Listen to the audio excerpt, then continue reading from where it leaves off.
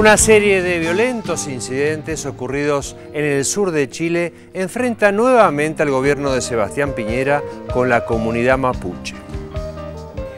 El conflicto que enfrenta a la comunidad mapuche de Chile con el gobierno de Sebastián Piñera por el reclamo de sus tierras ancestrales parece desbordado por un clima de violencia y trasciende la región de la Araucanía para atravesar todo el país.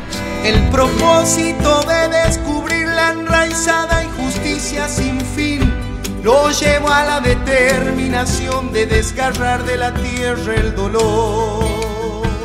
Por eso, la cumbre indígena de este miércoles 16 de enero en la ciudad de Temuco, en el sur chileno, será el primer paso de trascendencia para intentar resolver la crisis a la que se atribuyen recientes incidentes que aún no fueron esclarecidos y en los que murieron 2 personas, además de heridos, destrucción y pérdidas.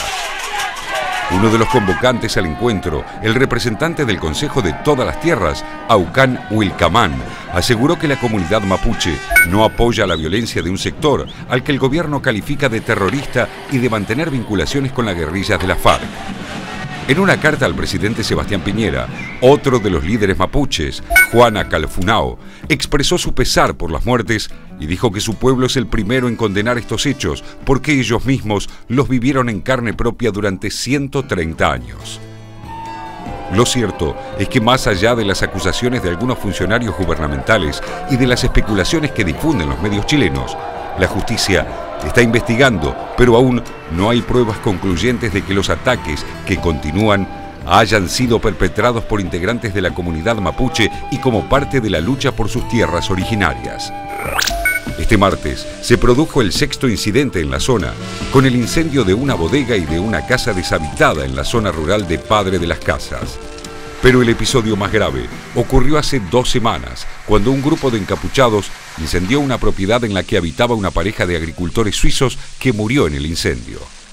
Ambos eran miembros de una familia que se asentó en la zona a inicios del siglo XX, propietaria de varias haciendas en territorios reclamados por los mapuches. Por el hecho, fue detenido un dirigente mapuche, Seferino Córdoba Tránsito, en aplicación de la controvertida ley antiterrorista, acusándolo de participar en el incendio. El ataque fue considerado un acto terrorista por el gobierno del presidente Sebastián Piñera, quien se trasladó de urgencia a la zona y amenazó con instaurar el estado de sitio y aplicar la ley antiterrorista. Esta posibilidad es rechazada por el Parlamento Autónomo Mapuche, que acusa al presidente de criminalizar a las comunidades para anular sus derechos fundamentales. Denuncian además que desde hace años y bajo el amparo de la violencia de Estado, se viene produciendo el desembarco de colonos en las zonas aborígenes, expulsando a las familias y reduciéndolas a un rincón de lo que fueron sus tierras ancestrales.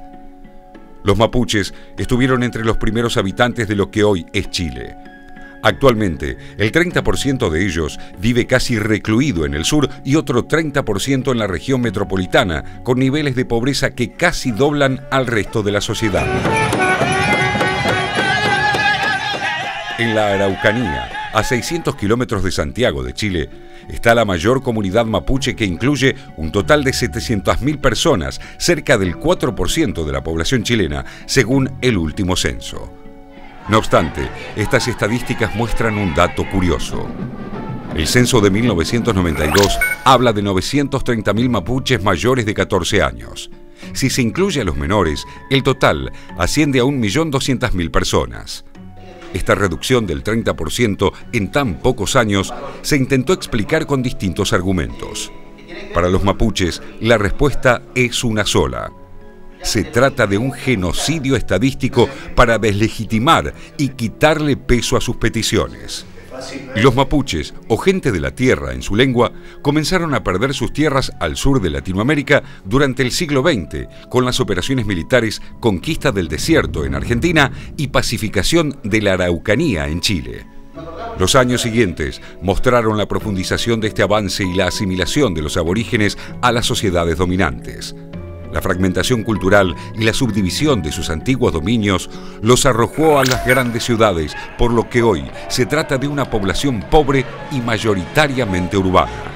Solo unos pocos resisten este ingrato destino y reclaman por tierras que fueron suyas en un pasado cada vez más lejano.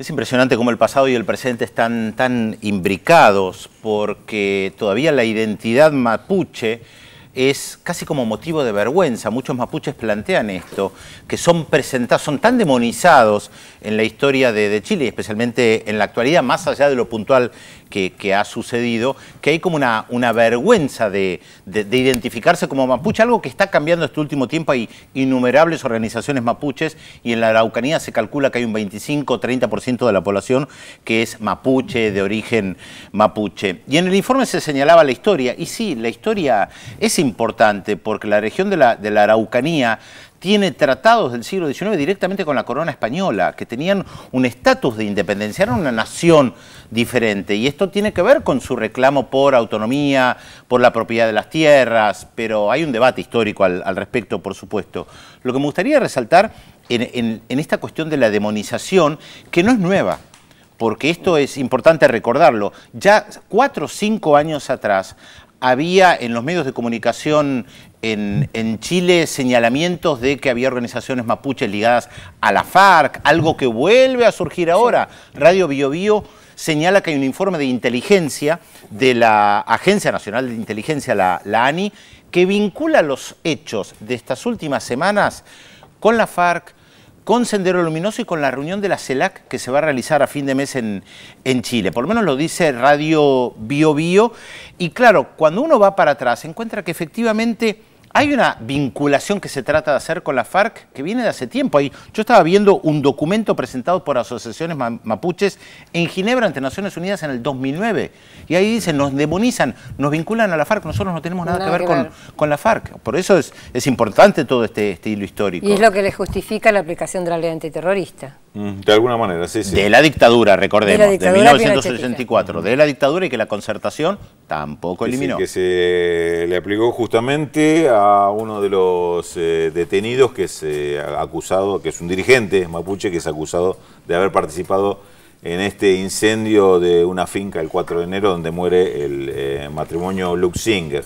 Bernard Luxinger y esposa murieron ahí. Recordemos también un antecedente, dentro de toda la confusión que hay en torno a esto, de quiénes son los que producen los atentados y las acusaciones cruzadas, Luxinger y su mujer y su familia habían sido responsabilizados, habían sido acusados como latifundistas que son en zonas que son y en regiones que son reclamadas por los mapuches, habían sido responsabilizados de la muerte de Matías Catrileo. Este es un joven de 22 años que fue asesinado por una represión policial hace 5 años, el 3 de enero del 2008, justamente cuando estaban protestando por una cuestión de tierras. Los carabineros lo reprimieron y a balazos lo mataron a Matías Catrileo. El 3 de enero, es decir, cuando se cumplieron 5 años, hubo movilizaciones en varios puntos, desde Santiago hasta Temuco, pasando por Concepción y otros puntos de la región. Hubo mucha movilización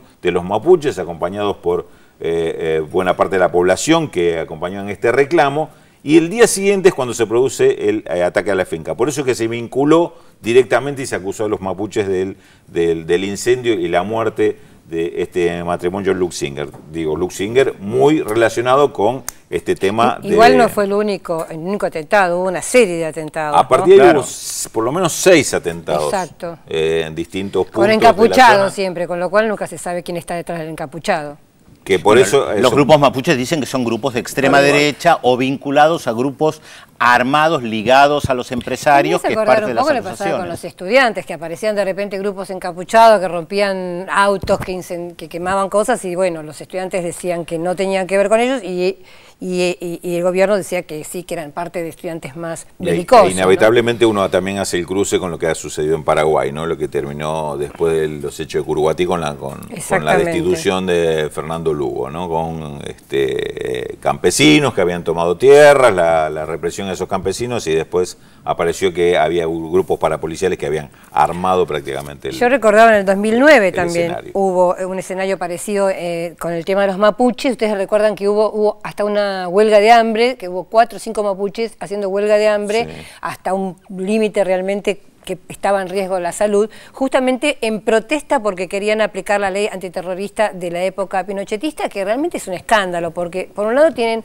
doble juicio, juicio militar y juicio civil. Por otro lado, como se debe mantener el secreto, por ejemplo, el abogado defensor no puede ver ni las pruebas ni puede hablar con los testigos. O sea, realmente es una situación totalmente fuera de una justicia que se considere tal, ¿no? Sí, recordemos también que varios grupos mapuches salieron públicamente a condenar el asesinato de estos empresarios agrícolas y a desvincularse de cualquier hecho de violencia, pero también es verdad que hay grupos mapuches que reivindican la violencia.